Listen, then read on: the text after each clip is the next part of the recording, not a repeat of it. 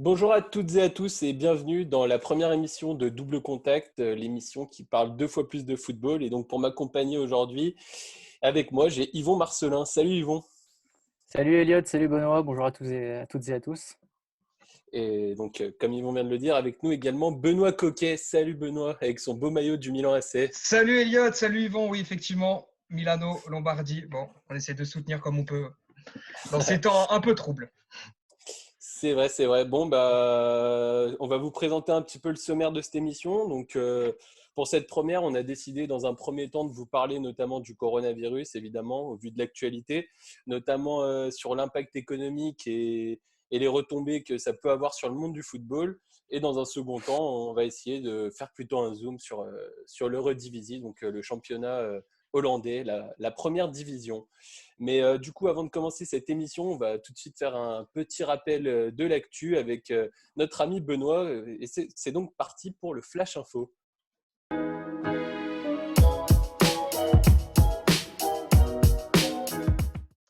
Le flash info, effectivement, avec pour commencer une bonne nouvelle en ces temps un peu troubles. La Bundesliga va très certainement reprendre fin mai à huis clos, certes, mais le football va enfin pouvoir reprendre. En voilà une bonne nouvelle pour tous les fans de foot. Dans le même temps, 10 joueurs ont été testés positifs au Covid-19 en Allemagne, en Bundesliga et en Bundesliga 2.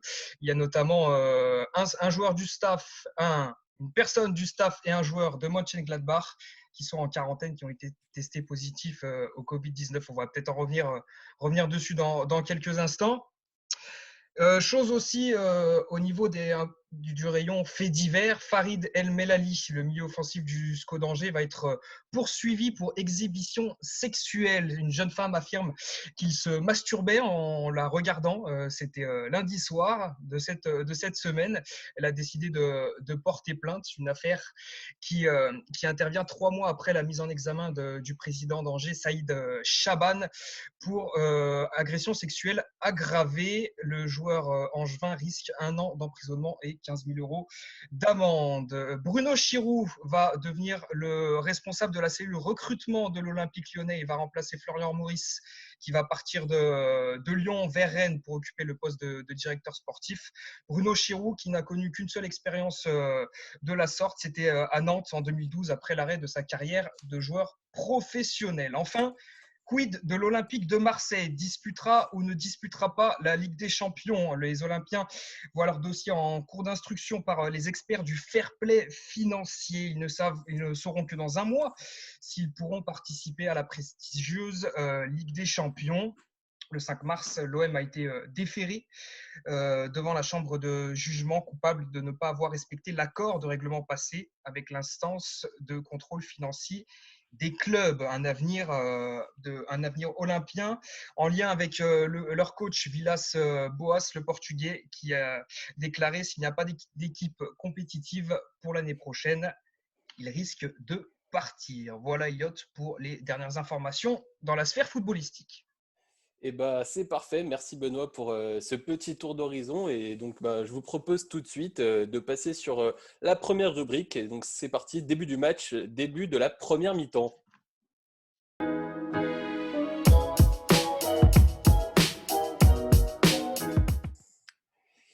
Et c'est donc parti pour la première mi-temps. Et donc, pour cette première mi-temps, on va surtout zoomer sur le coronavirus. Donc, évidemment, compliqué de passer à côté ces derniers temps.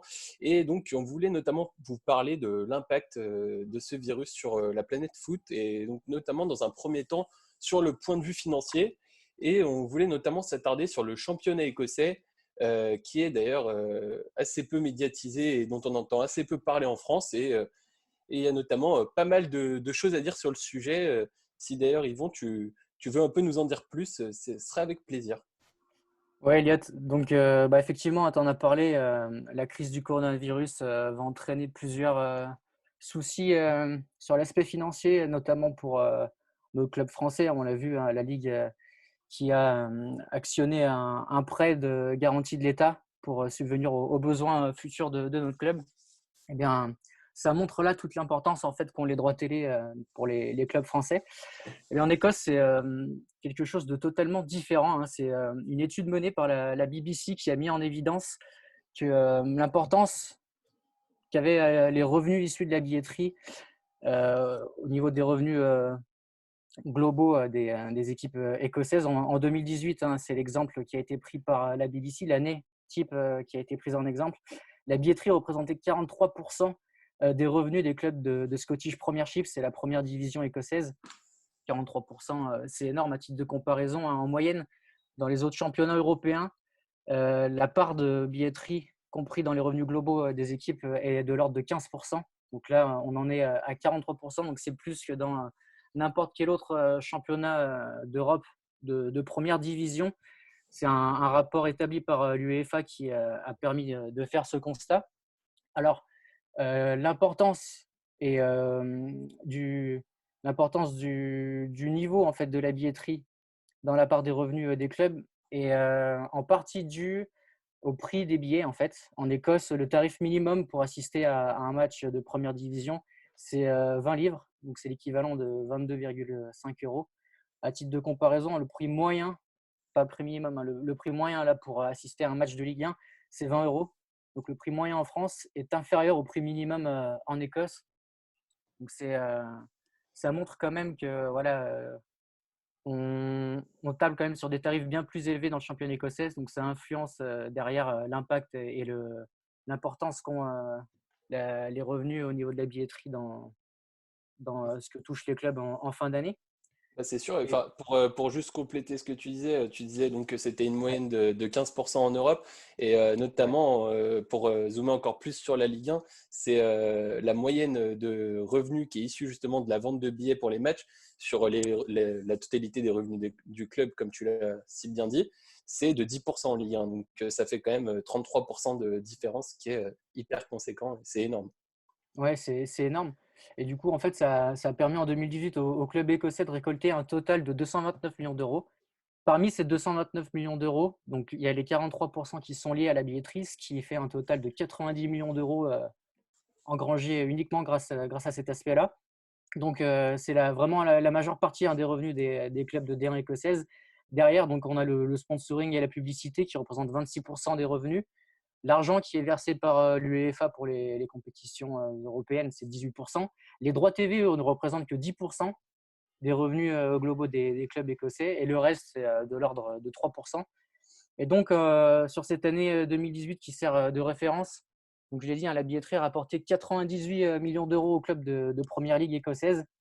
Et il y a seulement 5 pays en Europe qui ont fait mieux sur cet aspect-là.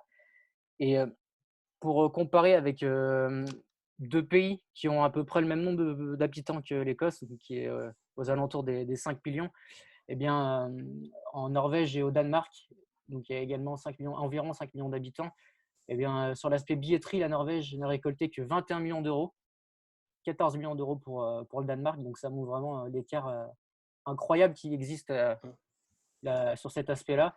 Et une dernière chose, un chiffre assez étonnant, c'est qu'en Écosse, il y a une personne sur 47 qui se rend au stade tous les week-ends pour assister à un match de Scottish Premiership. Donc là, c'est vraiment plus que dans n'importe quel autre pays en Europe. Voilà. Et ce système, il est plutôt bien. Alors, ça évite que notamment les droits télé explosent comme on peut le voir en Angleterre ou ailleurs, même en France. Enfin, pour moi, ça doit être le système de base au niveau football. Alors oui, effectivement, il n'y aura pas assez plus de rentrées d'argent que prévu, notamment par rapport aux droits télé qui explosent en ce moment. Mais pour moi, le foot, pour éviter pas la surmédiatisation, mais tout cet aspect un peu ultra financier devrait se caler sur ce système-là. Après, par contre, ce système provoque un fossé selon moi, parce que un stade en Angleterre, en Écosse, un stade où il y a 7000 places, par exemple, ça va moins gagner qu'un stade comme le Celtic Park ou l'Ibrox Park pour les deux clubs de Glasgow. Donc ça crée un petit fossé. Et ça dépend en fait de celui qui ramène l'argent. Je ne sais pas ce que vous en pensez vous, mais ça dépend. Si, Le si, président, ça dépend qui est à la tête de tout ça, quoi.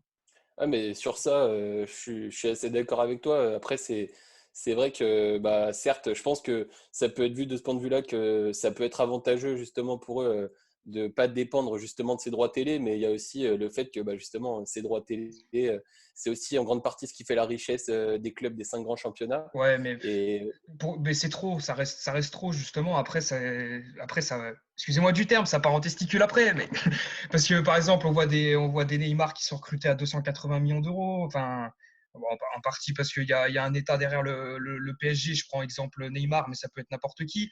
Ça peut être Joao Félix à l'Atlético, 120 millions d'euros. Enfin, pour moi, et après, il y a une explosion derrière. Et enfin, c'est vraiment trop et c'est aberrant. Enfin, c'est trop, c'est trop. ça, c'est de toute façon malheureusement comme ça que ça Ouais, évolue. ouais, Et, ouais, de bah toute bien façon, sûr. Bah mais après, oui. pour revenir Ah, un peu sur ce que tu disais à propos des stades écossais, c'est vrai que pour le coup, forcément, si justement tu dépends autant du nombre de places que tu vends, c'est vrai que tu es quand même avantagé si tu as la capacité financière d'avoir une enceinte qui est beaucoup plus grande que les autres, notamment celle dont tu as parlé des plus gros clubs. Mais de toute façon, je pense aussi qu'à terme, et, euh, et d'ailleurs, c'est ce qui était marqué dans l'étude de la BBC, hein, c'est que de toute façon, le football, il se démocratise de plus en plus et les droits télé, ils vont commencer petit à petit à augmenter aussi dans ce genre de championnat où on peut observer de plus en plus de joueurs qui sortent. Je pense notamment à Moussa Dembélé qui joue à l'Olympique Lyonnais aujourd'hui, mais il y en a également plein d'autres. Et l'exemple typique, c'est avec le jeune, mince, j'ai mangé son nom. Le jeune espoir français, son nom va me revenir, pardon. Et Edouard?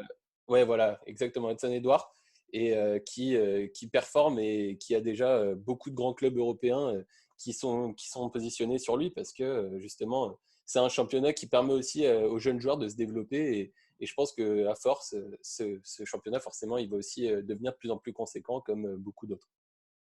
Après, surtout ce chiffre-là, hein, des 43 de droits télé parmi les revenus des clubs écossais, c'est surtout un chiffre qui prouve l'importance qu'a le football dans ce pays-là. Parce que ça veut dire qu'en fait, les rencontres se jouent quasiment toutes à guichet fermé. Est-ce qu'en France, on serait capable d'avoir un pourcentage à ce niveau-là? Non, moi je pense pas, parce que on a beau avoir des stades peut-être un peu plus grands qu'en Écosse ou quoi, la passion qu'on a pour le foot, Ouais, elle est pas ouais. du tout la même. Ils ont beau mettre des tarifs beaucoup plus importants que dans certains grands championnats européens, les stades se remplissent quand même. Est-ce que si en France, en fait, c'est ça le truc, c'est que je t'avais parlé du prix minimum, enfin, je vous avais parlé du prix minimum qui est de 22,5 euros pour une place en Écosse. En France, le prix minimum, le tarif minimum, il, est, il doit être à 12,5, un truc comme ça. Et il y a des stades qui sont vides malgré ça. Ouais, non, mais c'est sûr que par rapport à ça, il y a une culture foot de toute façon qui est différente et on sait que de toute Mm. façon, dans tous les pays, que ce soit, enfin tous les pays outre-Manche en fait, hein, que ce soit l'Écosse, l'Irlande, les Pays de Galles et l'Angleterre bien entendu, encore plus, mais c'est des pays où le foot c'est assez primordial pour Bah, eux. le sport en général aussi, hein. Le sport aussi en général, Ouais, hein. Que ce soit c'est vraiment rugby, sport ouais, auto non, même mais également, ouais, c'est c'est vraiment vraiment une autre une autre culture. culture par rapport à ça.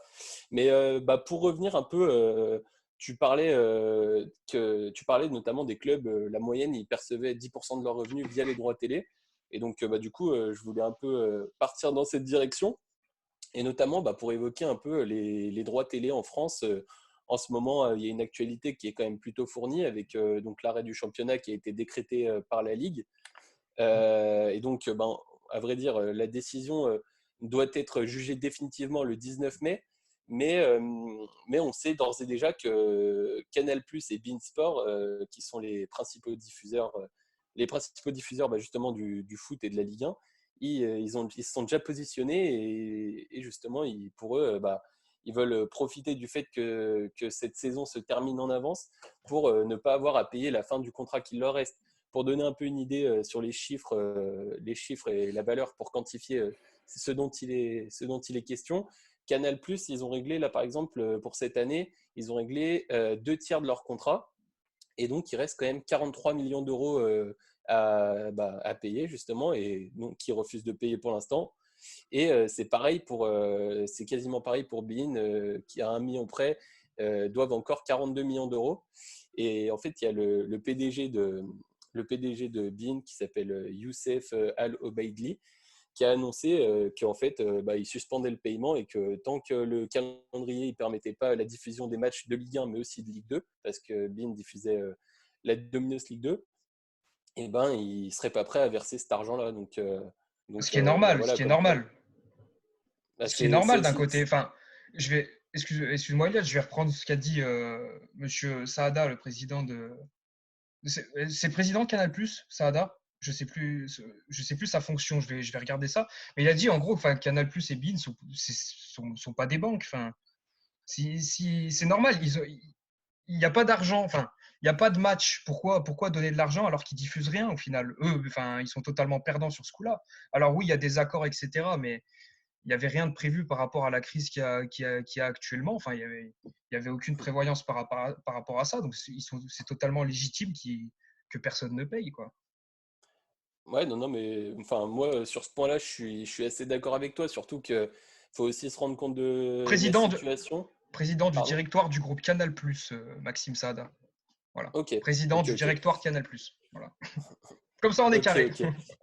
Et ben c'est impeccable. Mais ouais, non, pour revenir sur ce que tu disais, c'est vrai que ça semble plutôt logique pour un groupe de faire ce genre de déclaration et de se dire que voilà, s'ils n'ont pas de contrepartie, c'est plutôt normal. Mais il faut aussi rappeler la situation actuelle qui est que la saison prochaine, Mediapro va reprendre la diffusion. Et donc ça, c'est ainsi quelque chose qui rentre en compte. Parce que par exemple, justement, pour faire un comparatif avec un autre pays, et moi, j'ai trouvé ça. C'est en Angleterre. Pour l'instant, la saison n'est toujours pas décrétée terminée comme c'est le cas en Ligue 1, puisque les seuls championnats qui sont d'ailleurs définitivement terminés sont le championnat hollandais et la Ligue 1. Mais l'Angleterre, il y a deux diffuseurs principaux qui sont BT et Sky Sport. Et en fait, Sky, qui diffuse la majorité des matchs, a indiqué qu'eux, ils ont déjà réglé tout le contrat en fait, et ils ont indiqué qu'ils seraient prêts à ne pas demander le remboursement de ce qu'ils ont payé, de ne pas demander le remboursement au club, parce qu'en fait, ils estiment qu'en faisant ça, ils mettraient les clubs en difficulté financière, et ils veulent qu'ils aient toujours cette liberté d'action et d'agir cet été sur le mercato. Et il y a aussi justement ce fait que eux, par contre, pour le coup, l'année prochaine, ce sera encore eux qui vont être Encore diffuseurs. diffuseur, ouais. Donc ça les Exactement. arrange quelque part que les clubs aient les moyens, par exemple au cours du mercato, pour faire de grosses opérations financières, acheter de bons joueurs et quoi. Et puis ça va valoriser derrière la première ligue. Donc oui, Bah, partant de là, c'est logique. Ouais. Exactement. Et puis, juste pour faire encore une fois un petit comparatif, donc entre Canal et beIN, on atteint les 85 millions d'euros qui restent à payer pour la Ligue 1. Et là, en Angleterre, on sait que les droits télé sont certes bien plus élevés, mais la somme qui est en jeu, là, concernant un éventuel remboursement, elle est de 762 millions de livres sterling. Donc, c'est deux poids, deux mesures. Mais bon, ouais, c'est sûr que je pense que cette situation-là en France avec Mediapro, elle n'est pas du tout. Elle va pas du tout dans ce sens-là. Et puis voilà, quoi. Comme a très bien dit d'ailleurs le patron de Canal, ils veulent pas être les banques et c'est d'ailleurs compréhensible sur ce point-là. C'est combien le montant déjà?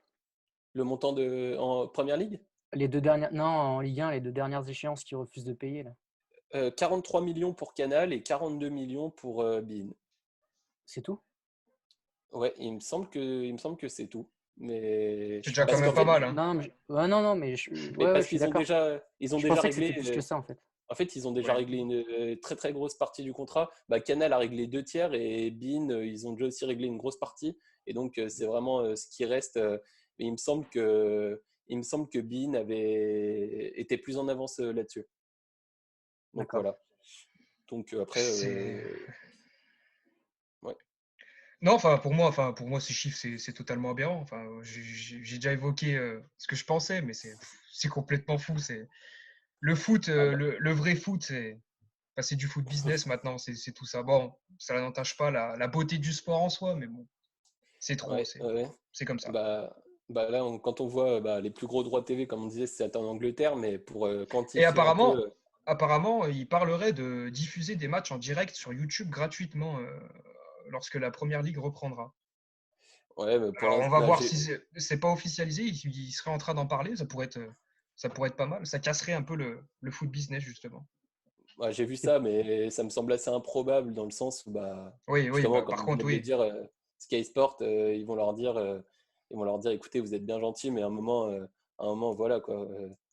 C'est ouais, enfin voilà, c'est colossal comme tu disais, mais ouais, Yvon, tu voulais rajouter quelque chose, pardon, je t'ai coupé. Ouais, je crois que c'est 243 millions d'euros hein, Pour la France? pour les 2 dernières échéances, ouais, pour la France. D'accord. En Ok, fait, bah alors autant pour moi. enfin, j'ai vu ça, hein, mais ouais, la fin prématurée en gros de la Ligue 1 et de la Ligue 2, ça a entraîné la résiliation du contrat. Il manquait Mhm. 2 échéances à payer par Canal et beIN et je crois que le total, c'est 243 millions d'euros. Ok. Parce que justement, en fait, c'est lundi, la LFP a voté en faveur du projet d'emprunt auprès du gouvernement, là, le prêt de garantie à l'État. Mhm. Et en fait, le prêt qu'ils ont négocié, c'est aux alentours de 224 millions d'euros. D'accord. Ok, En fait, ok, c'est bah autant justement pour pour moi. combler le déficit lié aux droits télé. Donc, je pense que c'est ça, hein. Non, non, mais tu as certainement raison. Il faudra vérifier parce que 43 millions d'euros, si c'est pour tous les clubs, au final, c'est pas insurmontable. Si c'est Oui, 243 millions d'euros pour chaque club, enfin pas pour chaque club, mais pour pour les la clubs de totalité. l'élite et de la Ligue 2, ouais, là, je suis d'accord, c'est conséquent. Ok, ok, ok, bah autant pour moi. Tu fais bien de me corriger. Tu as Bah, totalement faudra raison. revérifier, mais c'est le chiffre que j'avais vu, il me semble bien que c'était 243. Ouais. Ok, ouais, bah, enfin, Euh, en tout cas, il y a des sommes qui sont, quoi qu'il en soit, conséquentes et c'est clair que, bah, de toute façon, ouais, comme on disait, l'intérêt, il est très, très faible pour ces diffuseurs qui, justement, vont se retrouver un peu sur le carreau l'année prochaine, quoi. Ça, c'est une évidence. ouais. Et bien, messieurs, bah, du coup, pour rester un peu dans ce thème-là du coronavirus, mais du coup, changer de branche, on va dire. euh, et ben, on voulait aussi du coup parler un petit peu bah, justement cet arrêt de la Ligue 1 qui est dû au coronavirus, même si on l'a déjà fait en quelque sorte, mais à savoir un peu quelles ont été les différentes réactions des acteurs du monde du foot. Donc, je ne sais pas si Benoît, tu veux un peu donner Bien sûr. Bien sûr, ton oui, avis. mon Ok. cher Elliot. Donc oui, effectivement, notre Premier ministre Édouard Philippe a acté la fin de la saison, la fin des saisons de Ligue 1 et de Ligue 2 le 28 avril. Et donc de cette décision, tout le monde a pris acte, forcément, avec des personnes contente entre guillemets et pas contente entre guillemets également. Je vais prendre par exemple Olivier Delcourt, le président de Dijon, qui a donc terminé 16e de cet exercice 2019-2020. Il aurait préféré, sans hypocrisie, selon ses mots, obtenir le maintien sur le terrain pour que l'équité sportive soit respectée. Effectivement, malheureusement, on peut pas faire passer le sport avant la santé de tout le monde, malheureusement. Donc oui, effectivement, ça aurait été mieux, mais on peut pas faire autrement, malheureusement. Il y a Bernard Joannin, le président d'Amiens, qui est donc dans la charrette pour la Ligue 2, entre guillemets, avec le Toulouse FC. Bernard Joannin a déclaré, selon ses mots toujours, c'est de l'injustice car Amiens n'a pas pu défendre jusqu'au bout sur le terrain son maintien. Il va se battre avec toutes ses équipes pour faire valoir leurs droits. Alors moi, j'ai une question à vous poser, messieurs. Est-ce que la Ligue va pouvoir revenir sur ses décisions? Mais selon moi, je pense Amiens et Toulouse vont, quoi qu'il arrive, jouer dans l'antichambre de la Ligue 1. Je sais pas vous, si vous avez des choses à dire dessus. Bah, je pense pas. C'est irréversible, je pense. Ouais, de toute façon, il me semble que la LFP voulait faire en sorte que, ou alors c'est le ministère des Sports qui avait pris l'initiative, en gros, d'empêcher les recours après, une fois qu'une décision a été statuée. Après, voilà, c'est situation exceptionnelle, bah, À tu prends des décision mesures exceptionnelle. exceptionnelles Ouais, aussi, hein. voilà, ouais, exactement. Je peux Exactement. comprendre ces clubs-là, tu vois, qui n'ont pas l'opportunité d'assurer leur maintien jusqu'au bout. Ouais, Mais c'est comme tu disais, quoi, tu peux pas faire passer, même si c'est que du sport, tu peux pas faire passer l'aspect sportif, l'aspect financier avant la santé. Et si le gouvernement décide que bah, tu reprends pas, je pense que c'est la meilleure chose à faire. Et malheureusement, bah, ça entraîne des conséquences pour ces clubs-là, mais c'est Non, mais l'intérêt général, quoi. un Avant ça, tout. club. c'est. Pardon, Elliot, Pardon, ouais, pardon. je voulais juste rajouter, tu vois, par rapport à ce que tu disais, les présidents, parce que c'est vrai que c'est un sujet quand même dont on a entendu pas mal parler. cette valse des présidents, si j'ose le dire. Mais il y a aussi, par exemple, Christian Leca, qui est le président d'Ajaccio, qui joue en deuxième division et qui donc a fini troisième à l'issue du figement du classement suite à l'arrêt du championnat.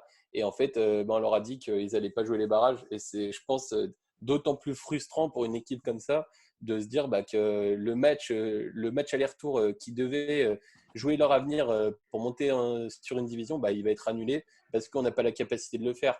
Mais donc ouais, c'est sûr que c'est terrible. Après, il faut aussi respecter cette décision-là et il faut aussi bien se rendre compte, même si les gens ne sont pas dupes, que chaque président de club, il va aussi de son mot en fonction de la situation de son club. Et c'est d'ailleurs plutôt logique. En tant que chef d'entreprise de n'importe quelle boîte hors football, tu es censé être toujours prêt à défendre ton entreprise. Et c'est d'ailleurs ce que chacun essaye de faire pour avantager au mieux son équipe dans un premier temps, mais aussi le côté financier dans un second temps qui est essentiel, on le sait, pour survivre au haut niveau. Il y a également Oleg Petrov, le vice-président de l'AS Monaco, qui regrette donc ce classement car Monaco avait l'ambition de faire mieux selon lui. Les principaux concernés, à savoir les joueurs, les acteurs, les véritables acteurs de ce football qui ont réagi également. Frédéric Samaritano, le joueur de Dijon, ou encore Jonathan Pérez, le joueur de Lens en Ligue 2, qui ont milité pendant très longtemps pour une non-reprise. Donc, ils ont eu gain de cause, entre guillemets.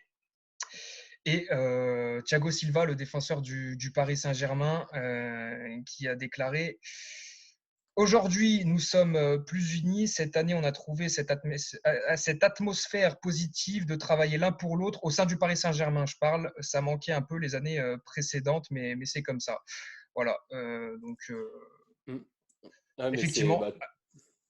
Je t'en prie, Elliot. Je t'ai pris, Elliot. Non, mais j'allais dire vraiment, les avis sont variés. C'est de toute façon, Voilà, comme on voilà. disait un peu, c'est aussi en fonction de la condition, la condition dans le club, dans chaque club dans lequel il se retrouve.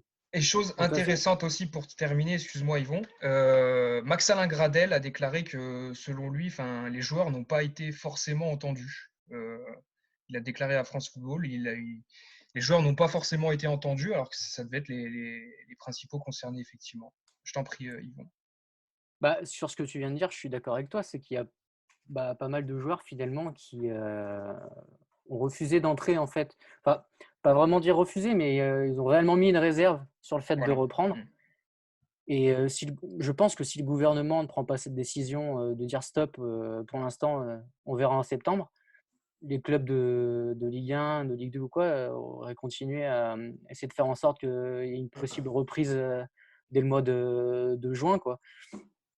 Et quand ils ont entendu ça, c'est vrai que la plupart des joueurs étaient un peu en décalage avec ça. C'est que tous préféraient mettre l'aspect santé en avant plutôt que l'aspect financier, ce que les clubs et la LFP, par exemple, n'ont pas forcément fait. En fait, ils ont une vision différente. En fait, les joueurs, effectivement, ils parlent de la santé, etc. Ouais. Et ouais, les présidents et tout ce qui touche à la ligue, etc. Ils ont une vision économique, malheureusement, au détriment de certaines personnes, dont les joueurs. Donc ouais. Et juste pour ajouter un petit mot moi, sur ce sujet-là, j'ai noté aussi quelques réactions à l'étranger notamment, parce que même si on n'en a pas beaucoup entendu parler, c'est surtout les médias étrangers. Il y a AS, donc le journal espagnol, qui a expliqué que de toute façon, et comme on s'en doute, suite à cette décision, les équipes de Ligue 1, elles allaient subir un déficit économique cet été sans précédent.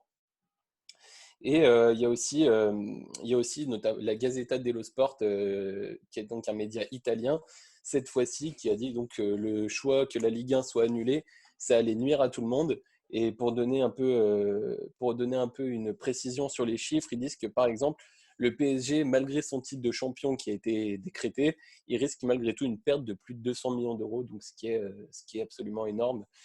Et donc, sans précédent, comme je le disais juste avant. Et voilà, au niveau des réactions internationales, c'est à peu près tout ce qu'on a eu. Et il y a aussi également Noël Le Graët qui a eu une réunion avec Alexander Seferin et Theodoridis de l'UEFA. Et ils lui ont fait savoir qu'ils regrettaient bien entendu cette décision parce que l'UEFA, il faut savoir qu'eux, ils militent pour que le football reprenne lorsque les conditions le permettront. Et donc, ils ont même fait la demande de la possibilité de jouer la Ligue 1 au mois d'août, mais chose qui est absolument pas prévue par, par Noël Le Graët et ni par la Ligue professionnelle de football. Donc, Ah, sur ce point-là, des réactions, je ne sais pas si vous aviez un peu autre chose à rajouter. Là, il y a juste un truc, en fait, je me demande du coup, avec l'arrêt du championnat de France qui a été statué, comment est-ce que Paris, Lyon vont pouvoir faire si la Ligue des Champions continue?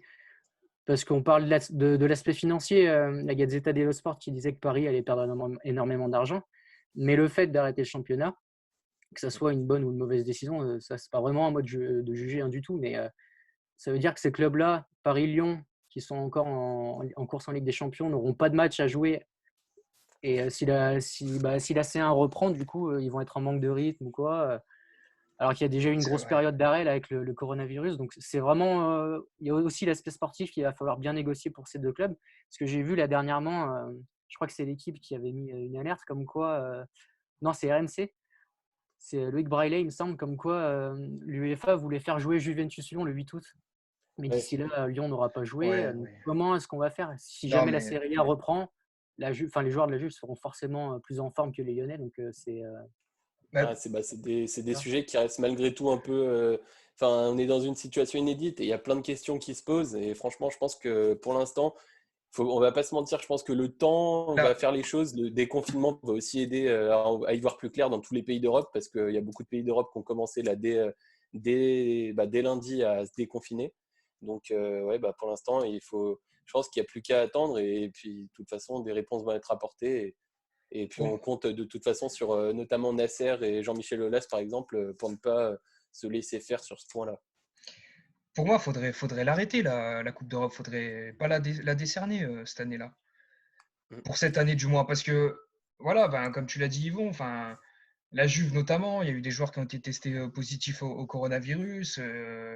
Ils vont avoir des réticences. Enfin, personne se déconfine au même moment. Personne va reprendre. Bah, le championnat de France est arrêté. Ils parlent de reprendre en Angleterre et en Espagne aussi. Enfin, pour moi, il y aurait l'égalité sportive, il n'y en aurait pas en fait, tout simplement. Faudrait annuler cette saison. Et effectivement, oui, bah, au niveau des sponsoring, enfin, du sponsoring, etc., il y aurait pas forcément de revenus, etc. Mais le problème, c'est que l'aspect financier, encore une fois, prend le dessus sur la santé. Et pour moi, il ne faudrait pas la jouer du tout cette année.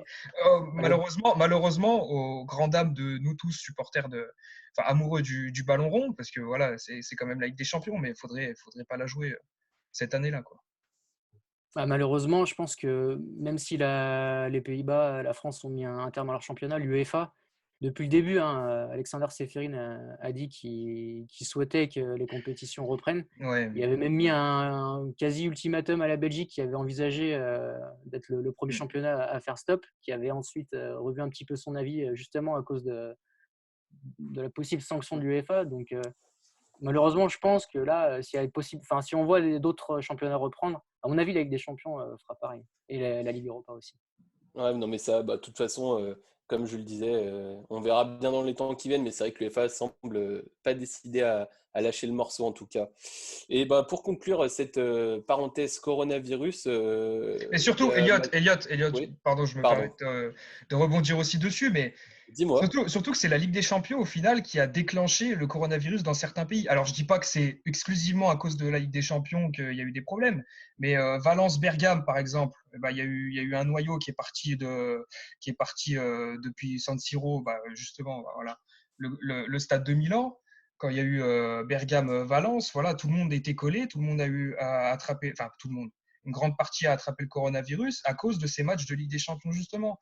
Donc sauf s'ils veulent encore plus noircir leur image, entre guillemets, bien sûr, noircir dans le sens où on ne sait jamais ce qui peut arriver, mais une deuxième vague qui repart, voilà, enfin, ce serait catastrophique. On ne sait jamais ce qui peut se passer. Je ne veux pas avoir des visions noires aussi et porter malheur, porter préjudice, mais si jamais il y a une deuxième vague qui repart à cause de la reprise notamment de la Ligue des Champions, ça risque d'être très Ah compliqué. bah, Et ce l'UEFA serait, ouais, noircirait encore plus son image. c'est sûr que ce serait dramatique. Et comme je le disais, pour clôturer cette parenthèse coronavirus, il y a aussi eu de belles choses, notamment des initiatives de la part d'acteurs du monde footballistique, donc des initiatives de clubs, de joueurs et de supporters. Et je crois que Yvon, justement, tu en as noté quelques-unes sympathiques.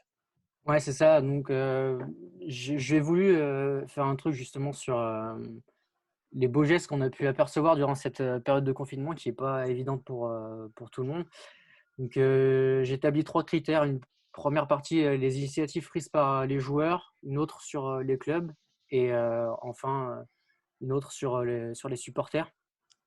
Concernant les joueurs, j'ai noté celle de Mathieu Cafaro, le milieu de terrain du Stade de Reims, qui a trouvé un moyen assez insolite de lutter contre le coronavirus. Mi-avril, en fait, l'ancien joueur de Toulouse, il a publié sur son compte Twitter une vidéo d'un de ses buts inscrits face au Paris Saint-Germain la saison dernière, lors de la victoire de Reims 3-1. Et il a annoncé qu'il ferait un don à l'hôpital de Reims, qui serait équivalent au nombre de retweets qu'obtiendrait cette vidéo-là. Énorme. C'est plutôt sympa. Et au final, il a reversé une belle somme, puisqu'il y a eu 11 800 retweets, donc 11 800 € qui ont été reversés à l'hôpital de Reims. Ensuite, j'ai trouvé une autre forme de soutien. Ça n'a rien à voir avec l'aspect financier. C'est Franck Ribéry, en fait, alors je ne sais pas si vous en avez entendu parler, hein, mais qui a rapatrié la maman d'un rappeur marseillais en France. Alors, je ne sais pas comment on prononce le nom du rappeur. C'est Koff. Koff. Le rappeur Koff, ouais, rappeur marseillais, oui. Et en fait, c'est lui qui a révélé l'information. Il a expliqué que Franck Ribéry avait rapatrié sa mère qui était bloquée à Alger en lui affrétant un avion privé. Donc, c'est un très, très beau geste de la part de l'ancien international français. Également à l'étranger, on a eu de beaux gestes de la part de nos footeux. On a eu les internationaux allemands sous l'impulsion de Manuel Neuer, d'Ilkay Gundogan, de Marc-André Ter Stegen, de Kimmich et de Toni Kroos, qui ont effectué un don à hauteur de 2,5 millions d'euros pour lutter contre le coronavirus. Donc voilà pour la partie sur les joueurs. Concernant les clubs étrangers, toujours en Allemagne, j'ai trouvé aussi que c'était un élan de solidarité assez inattendu. En fait, c'est les 4 clubs qui ont été qualifiés en Ligue des Champions cette saison, à savoir le Bayern Munich, le Borussia Dortmund, Leipzig et le Bayer Leverkusen, qui ont créé un fonds de solidarité en fait à destination des autres clubs professionnels d'Allemagne, donc de Bundesliga 1 et de Bundesliga 2. Ouais. Et au total, ils ont reversé 20 millions d'euros à ces clubs-là, donc en renonçant d'une part aux revenus qui sont liés aux droits nationaux, donc qui sont équivalents à 12,5 millions d'euros, et en ajoutant à ces 12,5 millions d'euros 7,5 millions d'euros qui sont issus de leurs propres proches. Donc j'ai trouvé ça c'est beau. Hyper solidaire. C'est une belle initiative. Ça vient un peu contraster justement avec cette période de Ligue 1, en Ligue 1 où tout le monde se bouffe le bec. Enfin bon, ouais, non, c'est un bel esprit à l'allemande. Ouais, exactement. Alors en France aussi, il y a des clubs qui ont eu de beaux gestes. J'ai notamment l'exemple du PSG qui a créé un maillot collector exprès en cette période de coronavirus avec la mention Tous Unis sur le torse. Il y a eu 1500 exemplaires qui ont été mis à disposition sur le site internet du club. Et en fait, en l'espace d'une demi-journée, tous sont partis. Ça a permis de récolter plus de 2100 €, 200 000 € plutôt. Et donc cet argent-là sera destiné aux hôpitaux de Paris. Donc ça a eu un succès assez fou, hein. Même pas une demi-journée, tout est parti. Et enfin, concernant les supporters, en France, on a vu pas mal d'initiatives. Il y a eu pas mal de groupes ultras qui ont déployé des banderoles pour afficher leur soutien au personnel hospitalier. Il y en a d'autres qui ont aidé les plus démunis et certains qui ont également créé des cagnottes en ligne à destination d'hôpitaux ou d'œuvres de charité. Et à l'étranger, là, on verse un petit peu plus dans l'insolite. Ça se passe au Danemark. Il y a le club de Midtjylland. Là aussi, j'hésite sur la prononciation, mais je crois que j'ai eu bon. Je pense que c'est pas mal, ouais. Qui a émis l'hypothèse, en fait, au cas où le championnat reprendrait à huis clos, d'ouvrir le parking de son stade à ses supporters et de leur permettre, par le biais d'écrans géants disposés tout autour du parking, de suivre la rencontre de l'équipe. Et donc, à coup de klaxon ou quoi. Ça, c'est énorme. De regarder le match au chaud et de participer un peu, tu vois, mettre l'ambiance au stade. Et enfin, pour finir, il y en a qui se sont bien distingués pendant la période de confinement. Ce sont les supporters du Borussia Mönchengladbach. Donc j'enchaîne avec les prénoms un peu compliqués. C'est vrai, c'est un concours d'orthophonie là aujourd'hui. Ah là, ouais.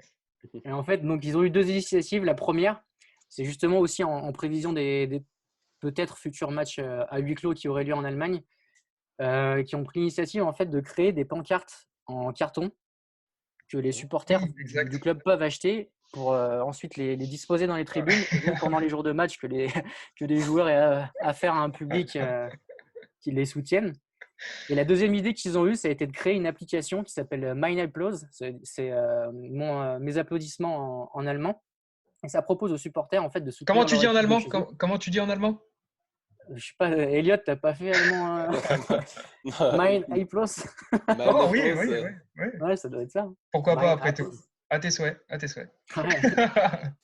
Et donc, ouais, l'appli, elle propose aux supporters de rester chez eux, mais de participer en temps réel à la rencontre. Donc, soit en ayant la possibilité d'applaudir une action, en fêtant un but, en lançant des chants ou même en sifflant l'équipe adverse, du coup, en temps réel, en ayant plusieurs fonctionnalités sur l'application. Donc, c'est plusieurs idées assez originales pour restreindre au maximum l'ennui des éventuels matchs à huis clos. Ah bah, c'est sûr, et surtout que j'ai vu en plus que cette application-là, elle était justement, comme tu l'as si bien dit, à l'initiative des supporters de Mönchengladbach, Ouais, c'est ça. par contre, en cas de reprise de la Bundesliga, donc ce qui a été officialisé aujourd'hui par le gouvernement allemand, justement, cette application, l'objectif, c'est qu'elle soit dans tous les stades et que chaque stade de Bundesliga puisse profiter de l'application et donc de ses encouragements comme on pourrait dire, virtuel. Enfin bon, voilà, c'est à peu près tout et c'est déjà pas mal pour le coronavirus. Et donc, je vous propose tout de suite de passer à la deuxième mi-temps en faisant un petit zoom sur le championnat hollandais.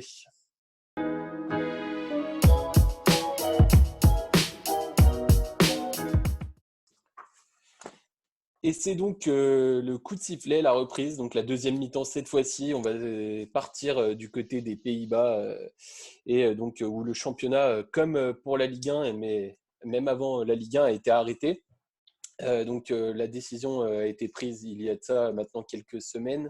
Il n'y a donc pas de champions qui ont été décrétés. Le classement il a été fiché. Donc il n'y a pas de champion, pas de relégation. Donc les équipes qui composent le championnat seront toujours les mêmes la saison prochaine. Et on s'est basé sur le classement à l'issue. Au moment où la décision a été prise, on a figé le classement et donc les équipes qualifiées en Europe étaient celles qui étaient aux places respectives. Et donc, c'est aussi l'occasion de revenir sur un événement qui peut paraître anodin, mais qui est quand même malgré tout majeur. On pense notamment au transfert d'Hakim Ziyech qui avait été transféré cet hiver à Chelsea et il devait donc rejoindre le club londonien cet été. Donc le joueur de l'Ajax Amsterdam qui a fait partie intégrante de l'histoire de ce club ces dernières années. Et donc avec cette décision, il ne rejouera pas aux Pays-Bas. Celui d'ailleurs qui n'a connu que ce championnat, il a joué notamment à Twente, le club avant qu'il arrive à l'Ajax, et donc il ne rejouera plus jamais dans ce championnat qui était l'unique championnat qu'il a connu. Et donc il va découvrir la Première Ligue dès la saison prochaine avec les Blues. Et c'est donc c'est un vrai défi pour lui parce que ça va être aussi l'occasion de découvrir quelque chose de nouveau, une nouvelle culture certes, mais aussi une nouvelle manière de jouer dans un championnat qui est, on le sait, beaucoup plus physique et beaucoup plus technique et où il y a beaucoup plus de concurrence également. Et donc ça va être à lui Après, de je faire ses pense preuves.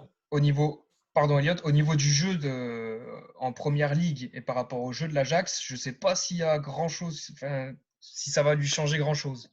Dans le sens où l'Ajax est vachement basé aussi sur la vitesse, sur la vitesse de l'exécution, etc. Et en première ligue, c'est la même chose. Donc, sur cet aspect-là, je pense Oui. qu'il il va pas être dépaysé. Après, je pense aussi au niveau de l'impact physique aussi. Hein.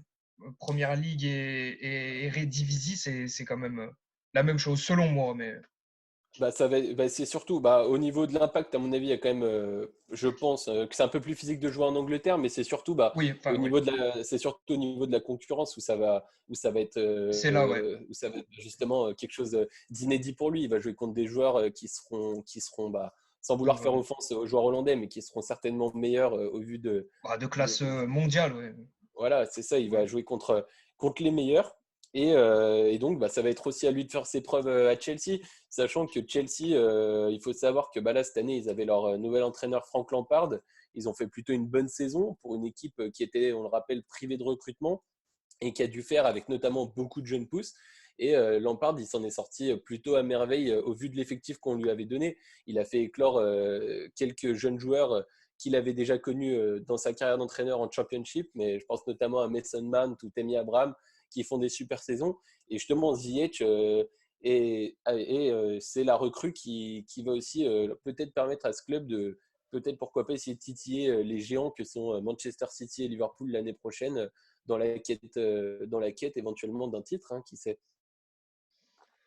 De là à parler de titre pour Chelsea l'année prochaine, donc enfin je sais pas ce qui va se passer au mercato estival, qui est-ce qui va venir, qui est-ce qui va partir, mais je pense Il y a un mercato City, estival. s'il y a un exactement. Je pense déjà City vont pas jouer, City va pas jouer la Ligue des Champions pendant 2 ans. Donc l'objectif prioritaire, ce sera la Première Ligue quoi qu'il arrive. Il y aura déjà ça qui rentrera en compte. Ensuite, Liverpool, si au grand jamais le titre en Première Ligue n'est pas attribué, Liverpool aura une soif de revanche déjà.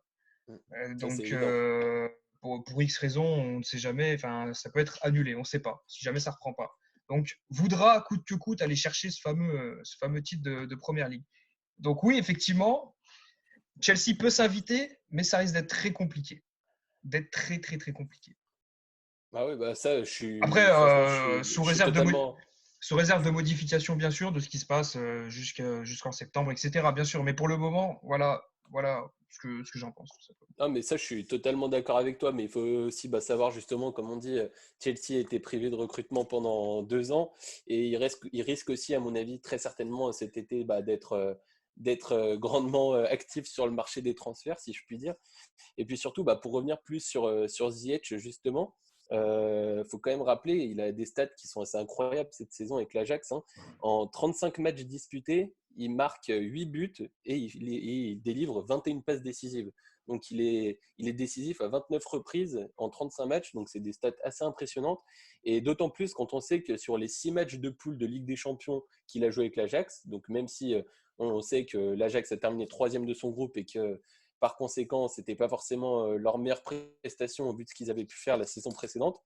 Sur les 6 matchs de poule, Hakim Ziyech, il est décisif 7 fois. Donc, il a déjà cet aspect de vouloir être présent dans les grands rendez-vous. Et justement, à Chelsea, il va falloir que, justement, c'est aussi dans ces moments-là qu'il va falloir qu'il fasse la différence avec son pied gauche, notamment. Après, la différence entre la Première Ligue avec des champions, c'est que des gros matchs, tu n'en as pas enfin, un ou deux tous les mois, quoi. Tu les enchaînes tous les week-ends quasiment. Donc c'est là qu'il va falloir voir, c'est surtout sur l'aspect physique. Il y a beaucoup de joueurs, hein, qui vont être en adaptation. Tu prends l'exemple d'un Ndombele qui était au-dessus du lot à Lyon et en Ligue 1, qui physiquement, c'était quand même une bête, mais regarde, en Première Ligue, il a eu énormément de mal à s'imposer. Donc il va falloir qu'il s'habitue à ça. Après, comment est-ce que Lampard va vouloir le faire jouer? Est-ce qu'il va le décaler sur un côté? Parce que Pulisic, j'ai pas vu énormément de matchs de Chelsea cette année, mais même avec Dortmund, il m'a quand même, à part sa vitesse, il m'a rarement impressionné.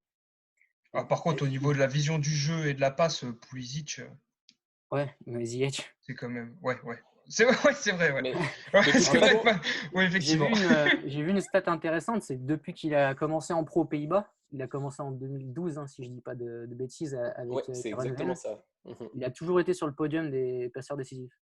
Ouais, non, c'est un joueur impressionnant et en plus, c'est un joueur qui, à chaque mercato, que ce soit estival ou hivernal, sur les 3 ou 4 dernières années, c'est un joueur, on entend forcément des rumeurs de transfert sur ce joueur-là et on n'a jamais vraiment compris pourquoi à chaque fois, justement, il quittait pas l'Ajax. Et là, justement, ça va être vraiment la première fois qu'il quitte le cocon, entre guillemets, de son pays natal. Tu as des rumeurs, mais est-ce qu'il y a des offres après? Non, ça, oui, Quand après, on ça. dire qu'il y avait eu Séville, est-ce qu'il n'est pas intéressé par Séville? Je pense pas. Enfin, je vois non, mais c'est pas sûr. l'intérêt de partir de l'Ajax pour y aller. Non, mais Chelsea, ça, oui, je peux comprendre. Mais... Je suis d'accord avec toi. Et pour revenir un peu sur son positionnement, et tu parlais de Pulisic. Pulisic, il joue surtout à gauche à Chelsea quand il joue. Mm. Et justement, tu as souvent Pedro, Willian sur le côté droit, mais qui sont malgré tout des joueurs, un peu, surtout Pedro, en manque de vitesse et qui commencent à vieillir aussi. Et comme Willian, d'ailleurs, qui a jamais vraiment su s'imposer du Il côté de commence, Chelsea. il commence à être âgé, Willian aussi. Hein. Ah, il me semble qu'il a 29, il doit approcher de la trentaine, à mon avis, William. Ouais, je vais Mais te... ouais, il y a ce poste-là d'ailier droit qui pourrait lui convenir parce que c'est un poste qu'il a beaucoup occupé. Mais il y a aussi l'autre possibilité qu'il puisse justement jouer à son poste de formation et de prédilection, qui est le poste de milieu Numéro offensif. 10. Et ouais, voilà. Et dans ce cas-là, tu peux décaler un Mason Mount sur les ailes, ce qui a déjà été fait cette saison Ouais, par Lampard. ouais, mais du coup, est-ce que Mason Mount a autant de qualité sur l'aile qu'à ce poste-là? Il a fait des bons matchs en tout cas cette année avec Chelsea sur les ailes. En fait, c'est un joueur qui a une très belle vision du jeu, qui est doué au niveau des frappes aussi et qui a quand même assez de vitesse. Il a de la vitesse. Donc après, ce sera un casse-tête, mais bon, un casse-tête dans le bon sens du terme pour Frank Lampard, il aura un certain choix, notamment sur ce point de vue offensif. Mais pour revenir du coup plus pour revenir sur l'Ajax donc à proprement parler, donc là qui a Attends, revendu Ziyech. Oui, excuse-moi, hein. J'ai juste une question, mais dis-moi. si la première ligue reprend, Oui, l'Eredivisie, c'est terminé. oui. Donc, ce sera un joueur de Chelsea à partir du 1er juillet. Ce sera oui. Son Alors ça contrat c'est pareil. les contrats se terminant au 30 juin, s'il est transféré, normalement, ça devrait être acté au 1er juillet. Ça ouais, ça après ça fait partie de toutes ces grandes interrogations. Je sais pas s'il pourrait Je pense rejouer que, la bah, première sûr, ligue dès je cette pense saison. qu'au niveau contractuel, si c'est comme tu as dit Yvon, il va pouvoir jouer cet été, Oui. si match il y Bah, a. ouais, c'est ça. Est-ce qu'il pourra jouer à la fin de saison avec Chelsea? Ou alors est-ce qu'il y a un enregistrement de joueur ou quoi? Ouais, ouais, c'est vrai que c'est particulier. C'est Ouais, particulier. ça, c'est des questions qui restent un peu en suspens, hein, comme beaucoup d'ailleurs. Mais c'est à suivre aussi en fonction de si le championnat anglais reprend ou non. Mais donc oui, pour revenir un peu plus sur l'Ajax, moi je voulais notamment parler avec vous justement de ce projet Ajax, entre guillemets, la manière dont ce club fonctionne. Donc on se rappelle tous de l'épopée Ligue des Champions 2018-2019, donc la saison précédente, quand ils éliminent le Real en huitième, la Juve en quart. Enfin, un parcours assez incroyable avec vraiment Magnifique. Magnifique. une génération vraiment dorée. Et donc, suite à donc, ce parcours, à l'issue de cette saison, il y a De Jong et De Ligt donc, qui s'en vont respectivement à Barcelone et à la Juventus. Et on voit donc cette saison, suite à la perte de. En fait, c'était vraiment les deux éléments majeurs, aussi bien dans la défense qu'au milieu de terrain. Et on voit cette année qu'il y a beaucoup plus de difficultés. En championnat, il termine à égalité de points avec l'AZ Alkmaar en tête. Donc, voilà, il y a eu quand même une difficulté de se détacher. Et en Ligue des Champions, ils finissent troisième et donc ils étaient reversés en Europa League. Et on a senti donc une équipe même en poule, parce que la poule de Ligue des Champions, il faut bien se rendre compte aussi que c'était une poule qui était abordable, annoncée comme abordable, parce qu'il y avait Valence, Lille et Chelsea qui sont loin non plus d'être les cadors européens que peuvent être les Bayern, les Barça, les Real, etc. Donc c'est vraiment un peu justement se poser cette question du projet, s'il est viable sur le long terme ou non. Je ne sais pas, moi, si vous avez un peu un avis là-dessus. Pour moi, les projets comme ça tient qu'à un fil, en fait, tout simplement. Ça tient à est-ce que tu as de la chance, ou tu as la vision d'attraper un joueur pas cher et qu'il explose et que tu le vendes x4, x5 son prix d'achat. Ça a fonctionné avec Porto il y a quelques années. Enfin, ils ont sorti des Hulk, des Falcao, des Lucho González, des Pepe également. Ça, c'est ce qu'essaye de faire Monaco aussi, c'est-à-dire à essayer de trouver des petites pépites, entre guillemets, enfin, des noms pas forcément ronflants et en faire des cadors, avec Pietro Pellegrini notamment.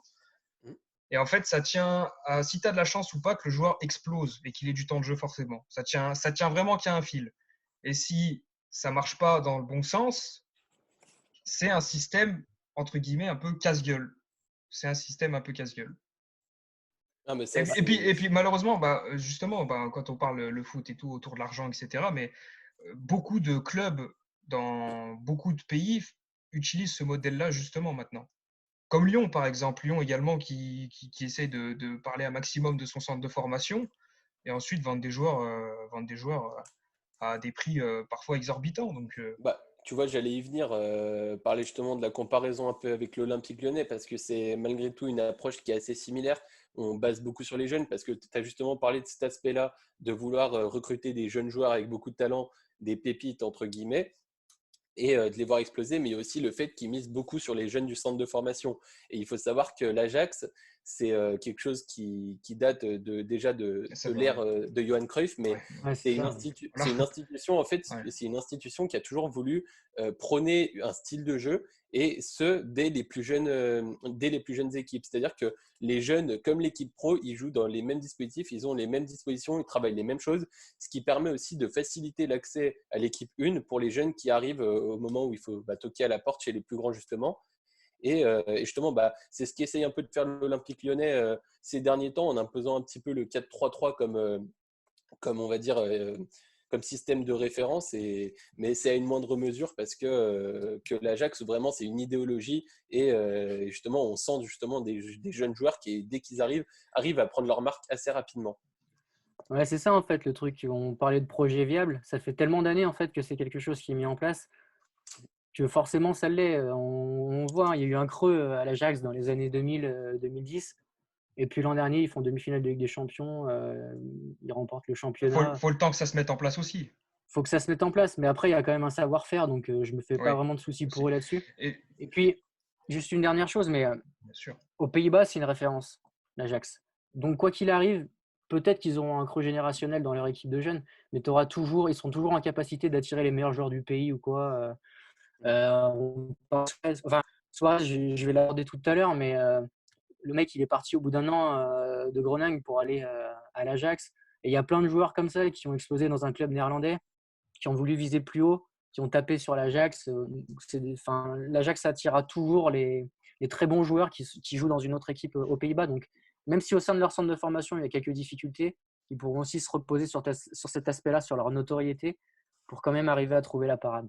C'est un peu sur ce point-là, ça me rappelle un peu aussi le Bayern Munich qui finalement arrive toujours à attirer les joueurs de Bundesliga dans ses Ouais, c'est rangs, hein. ça. C'est Ouais. un peu sur ce modèle-là. Mais justement, pour enchaîner parfaitement, vu qu'on parlait de formation, bon, moi je voulais un peu qu'on parle ensemble de Groningen, donc, qui est un club pas forcément connu de tous, qui a fini 9e cette saison à l'issue de la saison arrêtée. Et justement, c'est un club justement qui a un certain savoir-faire dans la formation, mais également dans le fait de faire éclore les jeunes joueurs, les jeunes pousses. Ils arrivent vraiment à repérer des talents. Et justement, Yvon, je crois que toi, tu es plutôt informé sur ce sujet-là. Et si tu veux nous en parler un petit peu. Bah, du coup, Groningen, ouais, c'est un club qui a été créé en 1971. Donc c'est relativement tard, hein, mais bon, c'est un club qui a vu le jour après plusieurs fusions entre différentes équipes de Groningen. Donc c'est le club de la ville, le club le plus important, le seul club professionnel de la ville de Groningen. Et c'est aussi le club le plus important du nord des Pays-Bas. D'où le surnom de Groningen, c'est la fierté du Nord. Donc c'est un club qui a vu le jour en 1971 et dès 1975, en fait, le club a sorti son centre de formation, a créé un centre de formation. Et c'est vraiment là-dessus qu'est basée la stratégie du club, comme la plupart des clubs néerlandais. En fait, c'est vraiment sur le développement des jeunes joueurs. Donc, Groningen mise sur un centre de formation quand même de qualité pour sortir des joueurs qui sont capables, assez jeunes, de pouvoir évoluer en équipe première et au sein du championnat d'Eredivisie, avant d'être vendus ensuite pour une belle somme, hein, soit au gros club du pays, soit à l'étranger. Donc, par exemple, les deux premiers vrais gros joueurs sortis du centre de formation qui sont partis ensuite, ce sont les frères Koeman. Donc Erwin Koeman, qui a débuté à l'Ajax chez les pros en 1978, est parti à 18 ans au PSV Eindhoven avant de revenir ensuite à Groningen entre 82 et 85. Son frère Ronald Koeman, qui est une légende du football néerlandais, qui a également été formé au club, est parti à 20 ans pour l'Ajax d'Amsterdam. Ensuite, il a joué au PSV et puis au Barça. D'ailleurs, Euh, pour juste préciser, PSV Eindhoven avec qui gagne la Champions League en 88 et avec le Barça ensuite en 92, il me semble. ouais. Et en Snyder 88, il Cruyff. remporte l'Euro avec les Pays-Bas, le seul titre du pays. Donc ensuite, dans Ouais. les années 2000, ouais, tu voulais rajouter un truc? Non, non, mais j'allais dire ouais, bah, que de toute façon, on avait aussi, même si c'est à notre échelle, mais on avait aussi une pensée pour lui parce qu'en ce moment, ça va pas forcément fort. Il a été touché par le coronavirus et il est toujours à l'hôpital et il y a Ouais. notamment eu des messages de soutien de ses joueurs en ce moment. Donc, on lui souhaite en tout cas un prompt rétablissement et en espérant que ça aille au mieux pour cette légende du foot. Ouais, bah là, c'est vraiment l'une des plus grandes légendes du football néerlandais, Ronald Koeman. Ensuite, parmi les autres grands joueurs qui sont sortis du centre de formation, et là, c'est également un sacré joueur, c'est Arjen Robben, qui a commencé à jouer en pro entre 2000 et 2002 là-bas, avant de partir dès 18 ans pour le PSV. Et puis, Et le lui, dernier en date, il a mis du temps à éclore, Robben, quand même. Hein. Excuse-moi, il a, Yvan, comment, je trouve qu'il a mis il a du temps à commencé. éclore. Enfin, Il a mis du temps à éclore, par, mais quand par il la joue suite. à Groningen, il est au-dessus du lot. Ouais, Il bien commence sûr. à Après, 16 ans. Il ensuite, fait 16 ans, 18 ans là-bas et après, enfin, ouais, après switch au c'est au PSV. niveau des clubs qu'il a fait après. Il a mis du temps ou peut-être une histoire de Ouais, je groupe, suis peut-être d'accord. aussi, on sait pas, mais Chelsea et le Real. c'est ensuite, ouais, c'est vraiment au Bayern où il a atteint son apogée. Quoi. Ouais, exactement. Bah, c'est un peu à l'image de Van Dijk, Virgil van Dijk, Oui, oui. qui a été formé là-bas, qui est parti au Celtic. Formé à Il est parti à Groningen 22 aussi? ans, formé Ah, là-bas aussi. Ouais. ouais, formé à Groningen aussi, on est ouais, d'accord, ok. Ouais. Donc ça fait Ok, quand même ok. du beau monde formé au club. Mais Ah, Van bah, Dijk, parti à 22 ans au Celtic, et qui est aujourd'hui à Liverpool, qui pareil, bon, on ne peut pas dire qu'il a mis énormément de temps à éclore, mais quand même, c'est quoi, 24-25 ans. mm. Il a pris le temps de la maturité, en fait, un peu comme un Robben. Il y en a un dernier en date qui est sorti du centre de formation du club, qui est parti l'été dernier, au Barça. Il s'appelle Ludovic Reis. C'est un milieu de terrain qui est parti pour 3 millions d'euros et plus bonus, qui pourrait, je crois, tourner aux alentours des 8 millions au total et qui a une clause au Barça de 100 millions d'euros. Donc ça, c'est la supposée prochaine pépite sortie du centre de formation de Groningen. Donc voilà, le club mise sur ce genre de joueur et également sur l'aspect recrutement de jeunes à fort potentiel. Donc il y a une base de bons recruteurs qui sont éparpillés un petit peu de partout, notamment en Amérique du Sud, dans les Balkans ou en Asie, avec par exemple, comme ce que faisait le PSV Eindhoven à l'époque avec les Romario, Ronaldo, le vrai grand joueur étranger que Groningen a réussi à rapatrier, c'est Luis Suarez, qu'ils ont déniché national de Montevideo après un an seulement en pro en Uruguay. Suarez est arrivé à Groningen, a cartonné pour sa première saison et puis derrière est parti à l'Ajax avec la carrière qu'on connaît ensuite. Et il y a eu également un joueur qui évolue à l'Ajax encore actuellement, qui en est même le capitaine, c'est Dusan Tadic, qui est passé par Groningen, que le club a acheté en Serbie. C'est également le cas de Filip Kostic, un autre Serbe que le club est allé recruter.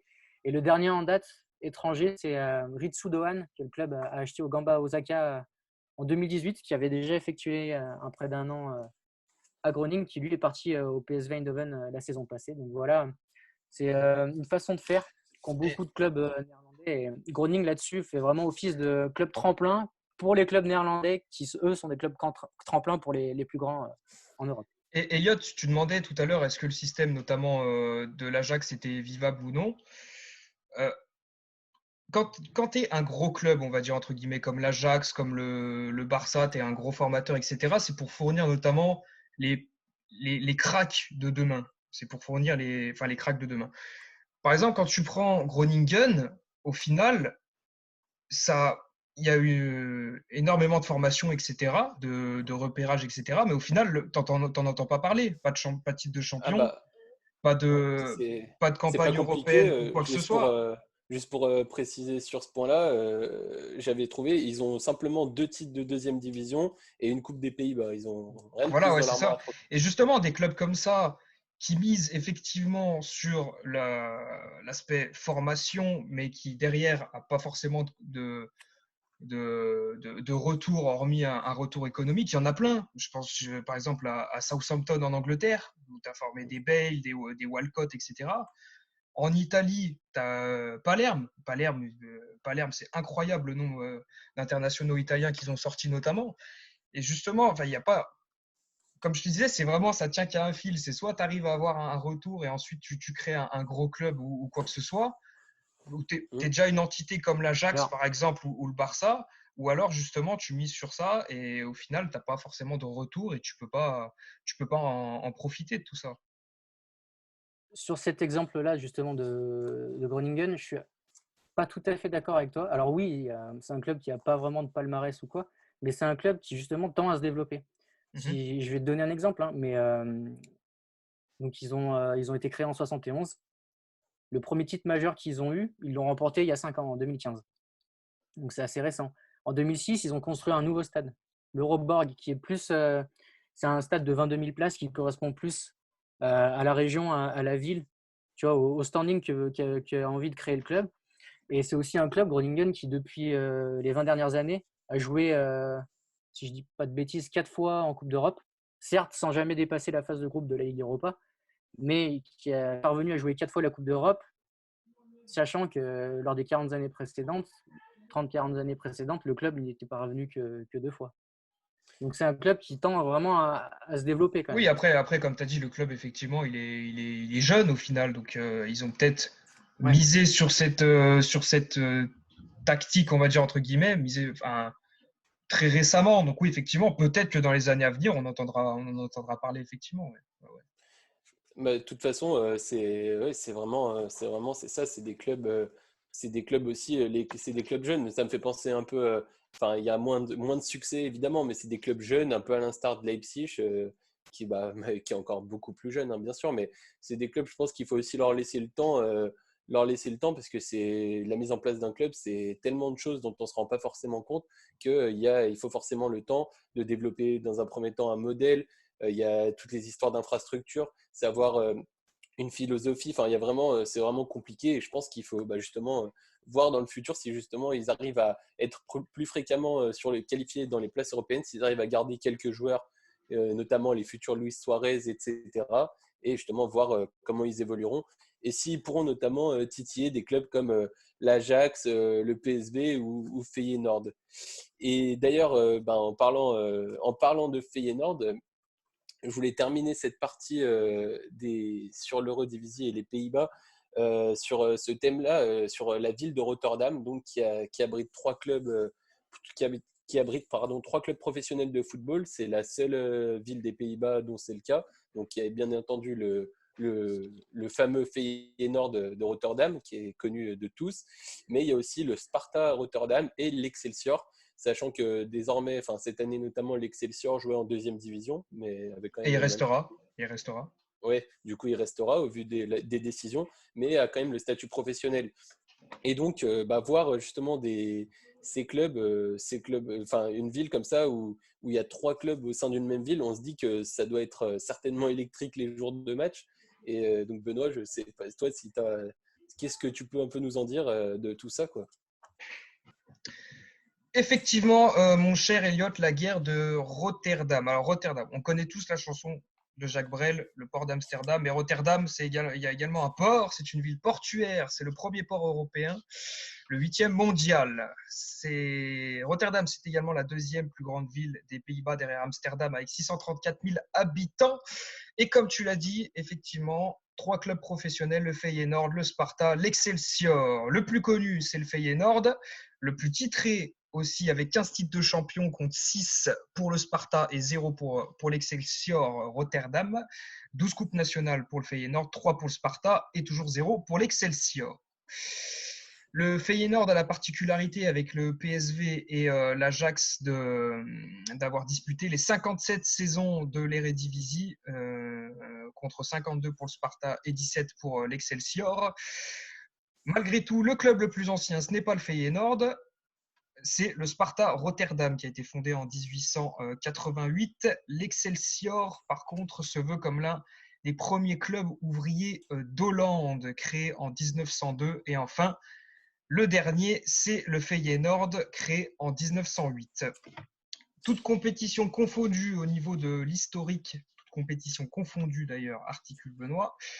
93 victoires pour le Feyenoord face au Sparta et à l'Excelsior, contre 37 victoires pour le Sparta et 15 seulement pour l'Excelsior. Ce sont les stats en victoire depuis 1956, date de la création de l'Eredivisie. Donc voilà, donc clairement, il n'y a pas photo. Le Feyenoord domine outrageusement face au Sparta et à l'Excelsior. Quelques anecdotes autour des derbies, autour de cette guerre de Rotterdam.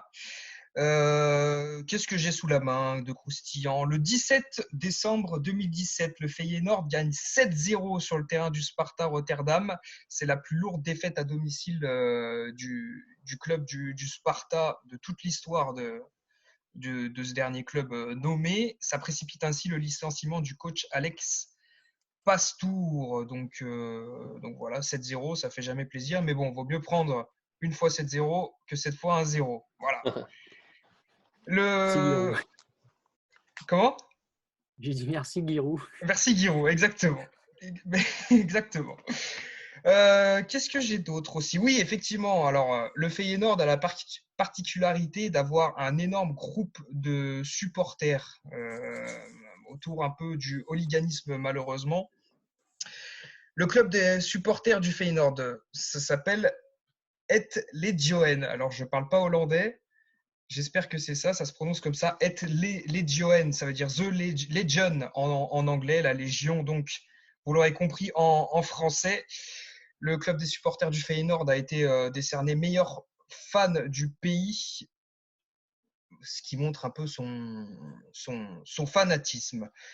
Je parlais donc des histoires de hooliganisme. Le 30 novembre 2006, le Feyenoord se déplace à Marcel-Picot face à l'AS Nancy-Lorraine pour la Feu Coupe UEFA. 1200 supporters font le déplacement. Et nos supporters hollandais du Feyenoord ont cassé le plexiglas pour en découdre avec les supporters de Nancy. Et plus tard, figurez-vous, une poignée de supporters était en fait interdite de stade en Hollande et n'avait nullement le droit de venir au stade en France. Donc voilà, il y a eu un petit laisser-aller par-ci par-là. Juste pour compléter un peu sur ce que tu as expliqué, aussi un peu dire justement que cette grande rivalité, même si tu l'as un peu dit, c'est vraiment de base, elle a été créée par comment les clubs ont été fondés et par qui ils ont été fondés. Il faut savoir que le Sparta Rotterdam, c'est un club qui a été fondé plutôt par, on va dire, la haute société et la classe un petit peu plus bourgeoise. Oui. Et alors qu'à l'inverse, le Feyenoord et l'Excelsior, c'est plutôt des clubs de la classe ouvrière. Et il y a donc vraiment toujours eu cette tension entre ces clubs. Il faut savoir que le Sparta, voyant le Feyenoord étant comme vraiment un concurrent majeur, a préféré en faire l'un de ses rivaux majeurs. Et à l'inverse, il considère l'Excelsior comme un club vraiment de seconde zone et pour qui, même s'il y a une certaine rivalité, c'est beaucoup moins intense.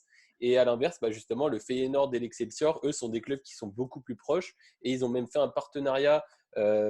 C'était dans les années, c'est en 1979, ils font un partenariat les deux clubs où justement le Feyenoord envoie souvent ses jeunes joueurs du côté de l'Excelsior afin qu'ils fassent leur gamme et mais ils les récupèrent. Voilà, exactement. Et c'est d'ailleurs un partenariat qui est vu d'un mauvais œil par les supporters de l'Excelsior parce qu'ils trouvent qu'ils n'en tirent aucun bénéfice et qu'ils rendent juste service à un adversaire qui sera, quoi qu'il en soit, toujours meilleur qu'eux selon leur dire. Effectivement. Merci Elliot parce que je parle de la guerre de Rotterdam mais j'explique pas pourquoi c'est la guerre en fait, tout simplement. Voilà au niveau des anecdotes et puis on va finir avec les joueurs vedettes forcément. Du côté du Feyenoord, il y en a moult. Johan Cruyff notamment, Ruud Gullit, Dirk Kuyt ou plus récemment Giovanni Van Bronckhorst ou Robin van Persie. Il y a eu Jorginho Wijnaldum également. Et actuellement, on peut citer Jens Toornstra qui est présent au club depuis 2014. Dans le club du Sparta Rotterdam, savez-vous que Memphis Depay a joué au Sparta Rotterdam dans les équipes jeunes? Moi, je n'étais pas au courant Il personnellement. y a eu Kevin Strootman également, le milieu de terrain de l'Olympique de Marseille. Louis van Gaal quand il joue au foot. Et Jorginho Wijnaldum également chez les jeunes, toujours chez les jeunes. Et il y a eu en tant que coach Frank Rijkaard qui a ensuite fait la gloire du FC Barcelone. Peu de temps lors de la saison 2001-2002, mais ça compte quand même au niveau de l'historique. Et enfin, on va parler du pauvre Excelsior. Tu voulais pas réagir? Non, je t'en prie, continue. Au niveau de l'Excelsior, alors les pauvres Excelsior, 0 titre au niveau national, etc. etc. Mais effectivement, il n'y a pas beaucoup de joueurs vedettes.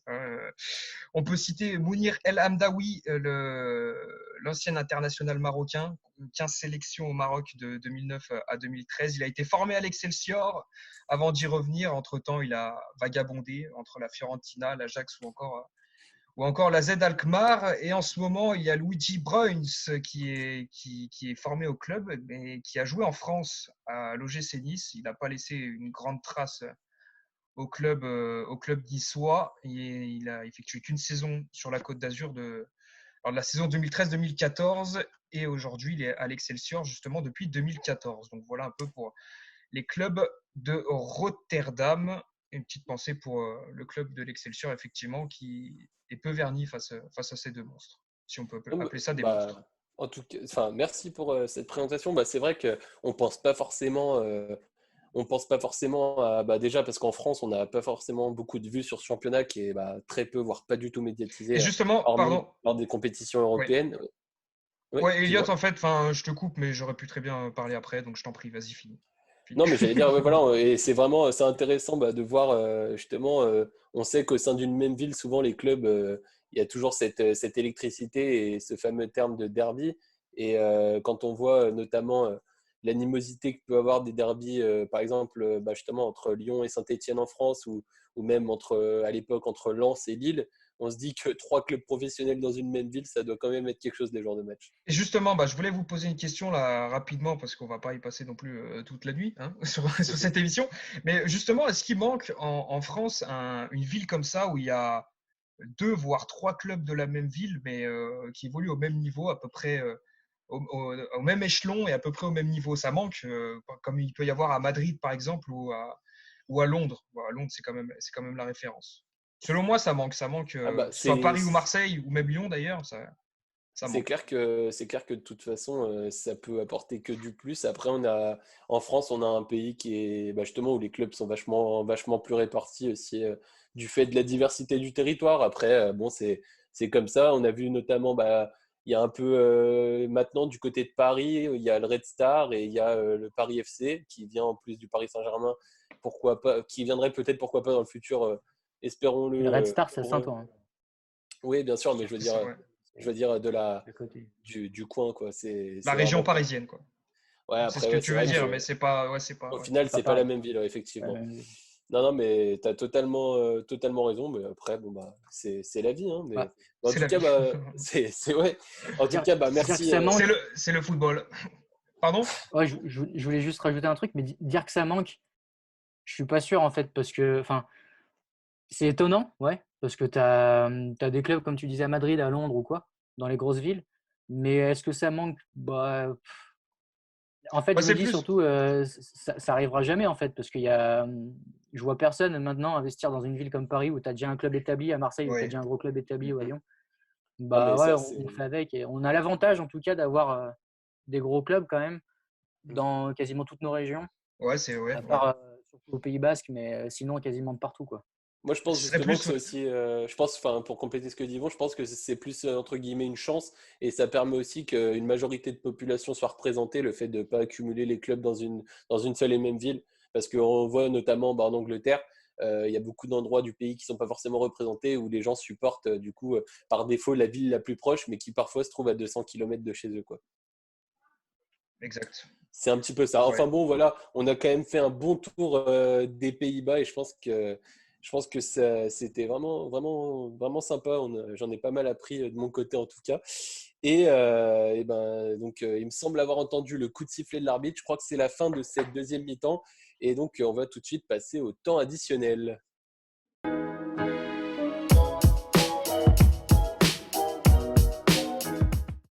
Bah ouais, du coup, Elliot, j'ai une petite anecdote à vous raconter. Alors, je sais pas si vous la connaissez, mais je suis retombé dessus en lisant par hasard un des magazines SoFoot que j'avais chez moi. Alors, c'est une histoire racontée par Patrice Loco, Reynal Pedros et Nicolas Wedek, qui se passe à l'époque du grand FC Nantes du milieu des années 90. C'est une équipe qui est coachée alors par Jean-Claude Suodo, surnommé Coco Suodo. Donc Nantes, j'ai dit, est l'une des meilleures équipes de France avec son fameux jeu à la nantaise qui va rapporter plusieurs titres au club. Hein, donc dont un championnat de Coupe de France, un trophée des champions et qui va nous permettre au club d'atteindre la demi-finale de Ligue des Champions. Et donc à l'époque, le club regorge de jeunes pépites. Et parmi ces pépites-là, il y a un certain Claude Makélélé.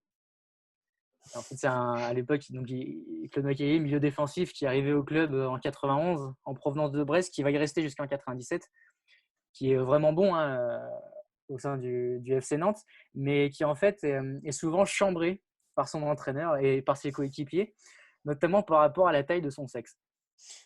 Donc, en fait, Claude Makélélé a la réputation d'avoir toujours été plutôt bien membré. Et donc, sous la douche, ses coéquipiers s'en donnent souvent à cœur joie en faisant référence à ça. Le problème, c'est que c'est également le cas de son entraîneur, Coco Ciodo, qui aime le taquiner à ce sujet-là. Et en fait, un jour, Ah, mais oui, mais je l'ai vu. Oui, exact. Tu l'as entendu. Ouais. Et donc, en fait, c'est Patrice Loco, Reynal Pedros et Nicolas Wedek qui racontent cette anecdote. Il y a Coco Ciodo qui se pointe dans la douche du FC Nantes après une séance d'entraînement, qui fixe Makélélé comme ça, qui le regarde et puis qui dit bien fort ah les gars, vous avez vu son engin qui est là, Claude, il doit sacrément faire plaisir à sa copine. Et là, en fait, il y a tout le monde, tous les mecs qui sont dans la douche, qui sont mal à l'aise, qui commencent à baisser la tête comme ça. En fait, ça s'explique pourquoi, parce qu'à l'époque, Claude Makélélé sortait avec une fille, et cette fille n'était autre que la fille de Coco Ciodo. Ah oui, la fille du coach. Ouais. Ah oui, d'accord, effectivement. Oui, Oh, misère. Une belle anecdote de l'ami. J'espère que tu n'as pas eu peur quand tu m'as vu partir là-dedans. Mais... Non, ça va. Bon, je te faisais confiance. Non, mais très belle anecdote à ressortir au repas de famille, ça. Avec les fans de foot. Enfin bon, en tout cas, merci pour cette anecdote, Simon. Et donc, pour ce temps additionnel qui sera toujours composé de petits fun facts, si je puis dire, comme ceci. Et ben, c'est la fin de cette rencontre, la fin du match. Et on va donc tout de suite filer vers notre dernière rubrique, la prime de match.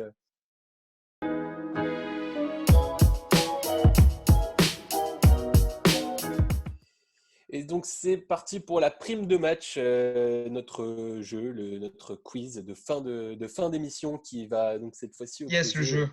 Qui va opposer Benoît face à Yvon. Alors, j'espère que je vais démolir. J'espère que vous serez répondre présent. Et ben, c'est pas compliqué. On va tout de suite commencer avec un procédé très très simple. J'ai choisi des grandes équipes qui ont composé l'histoire du football et notamment donc des 11 types de telle ou telle équipe. Et donc le jeu consiste, moi je vais vous citer des noms de footballeurs qui faisaient partie du 11 type d'une équipe et il va falloir me dire le nom de cette équipe. Donc le premier de vous deux qui trouve l'équipe gagne un point et si de plus il est capable de me citer le nom de l'entraîneur de cette équipe, il gagne un point bonus. Ok. Est-ce que vous avez des questions? Ça va en combien de points? Et on peut jouer les mains levées parce qu'il ne faut pas qu'il y ait de triche quand même. J'ai un stylo, moi. Mais on ne sait pas. Pas de soucis, rien. Je vais comme ça. Voilà. Donc ça va. Ça c'est la première partie du jeu. Donc il y aura ensuite une deuxième partie. Et donc là au total il va y avoir 5 équipes à faire. Et donc on totalisera le nombre de points à la fin de la partie. Voilà. Donc c'est parti. On va commencer tout de suite. Alors donc là je vais vous énumérer les joueurs comme vous avez pu le comprendre. Et il va falloir trouver l'équipe le plus rapide sera récompensé. Alors si je vous dis Lorraine. Cole. Betis, non. Cole. Arsenal. Exactement, c'est Arsenal. Et Arsène Wenger. Ouais, mais du coup simplement, ce sera celui qui a pris la main. Bon, on va dire. Il y a 1-1. Voilà, il y a 1-1. Ou 0-0, voilà. C'est pareil. 0-0. On remet les compteurs à égalité. Et simplement, je tiens aussi à préciser pour éviter que ça parte dans tous les sens. Dès que vous avez donné une réponse, la main revient à l'autre adversaire ensuite. Okay. Donc, il faut bien prendre le temps et ne pas dire n'importe quoi pour ne pas laisser la main à l'autre. OK ? Ok, donc là, c'est lui qui a la main. Non, là, il y a 0-0. Si par exemple, là, tu me disais une équipe qui était fausse, ensuite, c'est lui qui avait la capacité à répondre sans que tu puisses rien dire tant qu'il n'en a pas dit une autre. Je deviens Simpson sur l'image. Je deviens jaune. Alors, j'enchaîne donc. Si je vous dis Blomqvist, Butt, Irwin. Non, c'est pas Chelsea. Donc la main est pour Benoît. En plus, je sais, putain. Wow. Neville. Ah bah ouais. United, Alex Manchester. Ferguson. Non, mais c'est moi. M'en fous. Bah ouais, mais il triche aussi. Ça fait. Bon, Voilà, là, attends, ça le fait. United, il Je compte. te le Le donne, je te le United, donne, il je te le compte. donne, je te le donne. Oui, non, mais ça fait. Non, non, il a Ça bon, il a fait. bon. Oui, oui. Ça fait donc 2 points pour Benoît. Ah ouais, Puisque... but, ouais. Putain, Et donc, bon, ça fait 2-0 pour Benoît pour le moment. Et donc, on enchaîne avec Pesotto, l'AS Montero. Roma. Non, la main est à Yvon. Et en plus, je le sais. Di Livio. Bah ouais. La S Roma. Ah, non, Non, mais non, c'est ce que je viens de non, dire. c'est ce que Ah, Benoît mais vient de c'est dire. pas ça? Je La croyais que main c'était. repasse à Benoît. Attends. Vas-y. C'est Conte. l'Inter de Milan. Non, la main repasse Oh à non, mais Yvon. non, mais non, bah La oui. Juve. Mais oui. Et oui, et du coup, est-ce que La tu aurais le Juve. nom de l'entraîneur de cette Lippi? période-là? Marcelo Lippi? Exactement, Marcelo Ah, bien Lippi. Ça joué, bien fait joué. 2 points pour Yvon, sachant que les suivants Ah, étaient, bizarre. En plus, je dis que je le sais, mais non, en fait, je savais pas. les suivants étaient bien entendu les plus connus, dont Deschamps, Del Piero et Eh Zidane. ouais. Trezeguet, non? Il n'y a pas Trezeguet dedans? Non, il me semble pas à cette Et époque, ou du Buffon. moins pas dans le 11 type. Enfin voilà, donc ça fait 2 partout. J'enchaîne. Donc si je vous dis Debord, Canu, Finidi, Davids, L'Ajax? exactement. Est-ce que tu aurais le nom du coach de cette époque? Van Gaal? Oh, Exactement, bien joué. Oh, bien joué. ça Ah ouais. fait du coup, là tu prends plus de points, ça fait 4 points, donc 4-2 pour Yvon. Et donc là, on termine avec une équipe encore un petit peu relevée, si je puis dire. Si je vous dis Ror, Touvenel, Tussaud, Nice? non, la main passe à Qui ça, t'as Benoît. dit? Tusso? Je connais. Ouais, Tussaud. Giresse, Bordeaux. Euh, ouais, c'est Girondins de bien Bordeaux. ça. Et est-ce que tu Et aurais le le nom de coach. l'entraîneur? Waouh. Sachant que je vais Waouh. finir la liste pendant que tu réfléchis, mais le reste de la liste, c'était Alain Roche, Jean Tigana, Bernard Lacombe et Marius Trésor. Waouh. Alors là. Je te donne un indice parce qu'il n'est pas facile. Il était notamment en guerre avec Bernard Tapie à l'époque pour régner un peu sur le championnat de France. Avec Bernard Tapie? Ouais. Alain Juppé? Non. Je dis n'importe quoi, je dis C'était n'importe quoi. C'était qui? Je sais c'était pas. Claude Bèze. D'accord, ouais. Donc, ça fait 4-3 à l'issue de cette première manche pour Yvon. Et donc là, la deuxième partie de cette prime de match, elle consiste tout simplement, je vais vous donner une catégorie et chacun votre tour, vous allez me devoir citer un joueur qui rentre dans cette catégorie. Et le Ok. premier qui répète ce qu'a dit l'autre ou qui n'a plus de réponse, Par exemple, donne un exemple. Enfin, une catégorie. tu vas D'accord, d'accord. tu vas très vite comprendre, même sans donner d'exemple. Et donc, le vainqueur, celui qui gagne, du coup, prend 2 points, étant donné qu'il y a 2 trucs. Donc, on va laisser la main à Benoît, étant donné qu'il est mené 4-3 dans ce quiz. Et donc là, la catégorie est champion du monde 98. Donc, vous devez me citer à tour de rôle une personne qui faisait partie de l'effectif des Bleus champions du monde en 98. À toi l'honneur, Benoît. Barthez. Barthès, c'est bon. Thuram? Thuram, c'est bon. Guy Varche.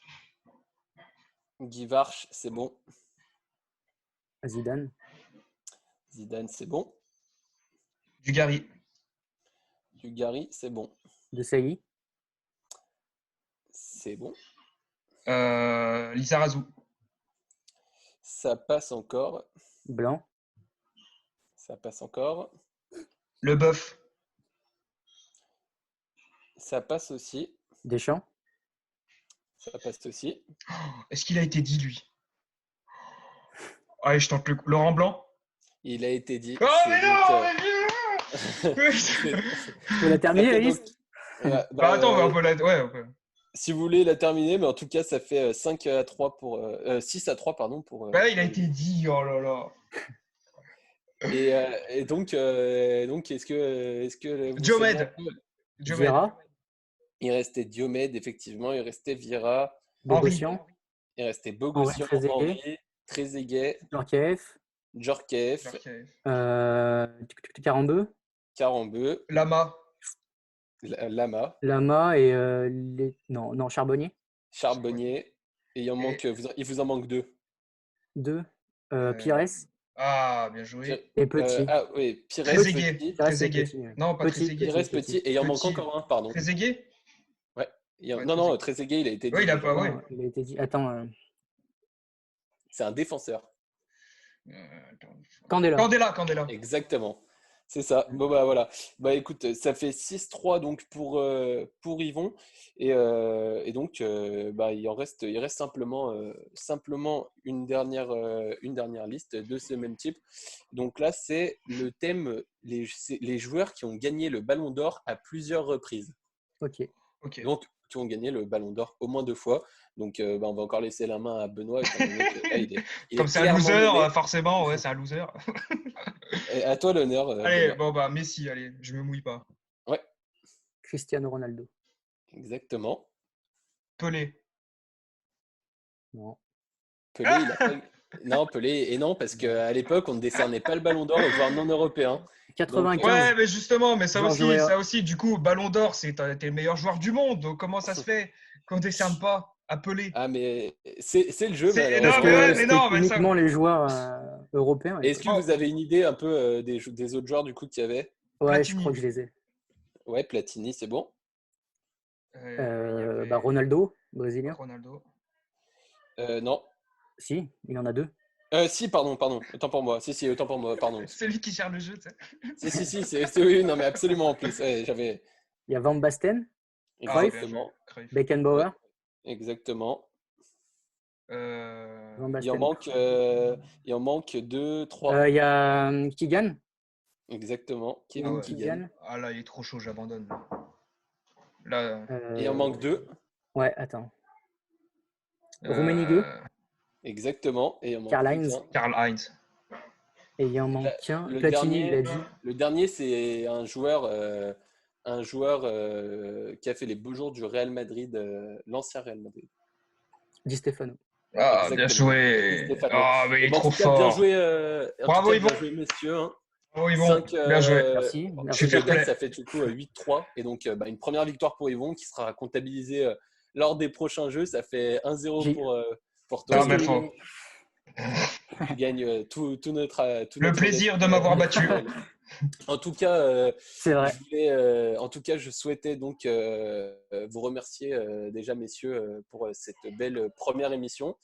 En tout cas, on espère également que ça vous plaira, que le concept vous plaira. N'hésitez pas à nous suivre, Double Contact, sur les réseaux sociaux et sur notre chaîne YouTube, et aussi à nous donner votre avis les plus constructifs possibles soit-il, afin qu'on puisse améliorer au mieux le contenu que l'on produit.